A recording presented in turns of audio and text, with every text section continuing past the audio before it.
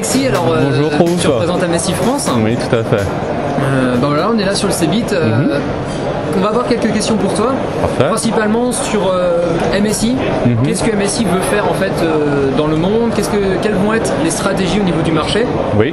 Quelques petites choses comme ça. Et surtout par rapport à l'overclocking, quel est votre feedback et qu'est-ce que vous comptez faire aussi dans les années à venir? Est-ce que vous comptez continuer ce que vous avez commencé en 2008? Oui. Et est-ce que vous comptez rester sur le même champ ou encore faire des nouveaux trucs et surprendre la galerie? Alors on va essayer de faire des nouveaux trucs, mais comme vous le savez, MSI c'est tout d'abord les composants depuis une vingtaine d'années déjà, donc carte mère, carte graphique.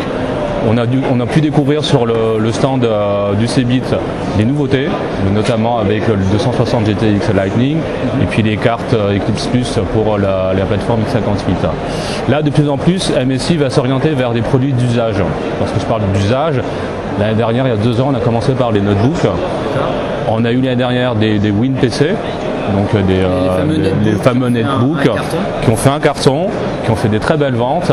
Là, on l'a décliné sur plusieurs versions, notamment sur les couleurs, sur du stockage au niveau des disques, donc de la SSD. Oui, justement, il y a un Voilà. modèle avec le SSD qui le va être U115. les plus haut de gamme dans les netbooks.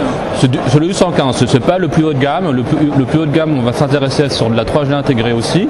Mais cette gamme-là, c'est pour pouvoir lancer le Pulsebow, la deuxième version de l'Atom.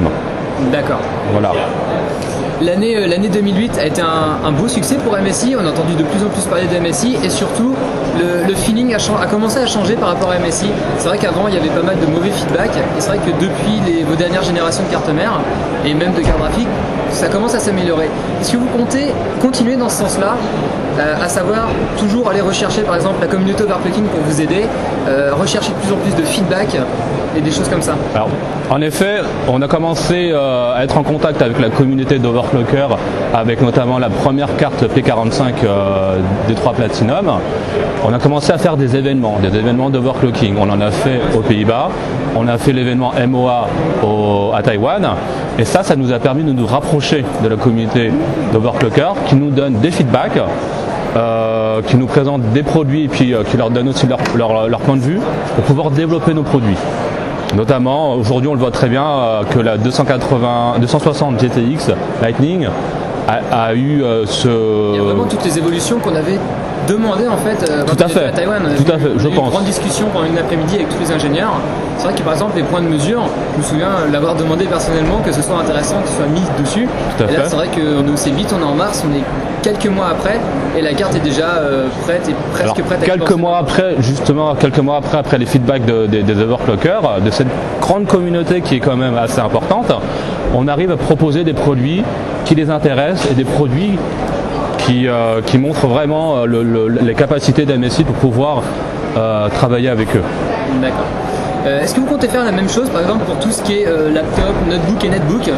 Faire par exemple des petits consortiums de consommateurs ou peut-être prendre une tranche représentative de la population et ainsi avoir du feedback sur vos on a vraiment envie de faire ça parce qu'aujourd'hui on travaille aussi sur des produits avec du graphique intégré sur nos portables, les GT Series notamment. Là on travaille pour toute la série GT, on a intégré du graphique du 4850, du 9800 GS et à mon avis au niveau des benches on va avoir des très très bons scores. D'accord. C'est un peu comme si on déportait tout ce qui était sur le matériel maintenant sur le marché du portable. Alors, pas du tout. On reste totalement concentré sur les composants parce que d'autres événements vont venir et on essaie encore de travailler cette année avec toute la communauté d'overclockers parce qu'on souhaite proposer un événement MOA, deuxième édition, courant de l'année. Je pense que ce sera plutôt pour cet été. Et là, on invitera tous les overclockers à pouvoir challenger, participer à un concours et gagner la possibilité de participer à l'événement. Donc tu confirmes qu'il y aura peut-être un mois 2009 cette année? Oui. Oui. C'est en cours de préparation. Donc il y aura tout un préparatifs à faire pour les qualifications. Ce sera une qualification sur le web notamment. Et puis il y aura l'événement que tout le monde, tous les overclockers attendent, de pouvoir participer à ce gros challenge du MOA. D'accord, on reparlera de tout ça peut-être dans une autre interview dédiée justement à ce MOA 2009. Oui, très rapidement. D'accord. Je vous donnerai toutes les informations, ne vous inquiétez pas. Merci Alexis pour toutes ces informations. On se retrouve pour une autre interview sur le X-Slim, les nouveaux laptops MSI super mini, pas très épais. Ouais. À tout de suite. À tout de suite.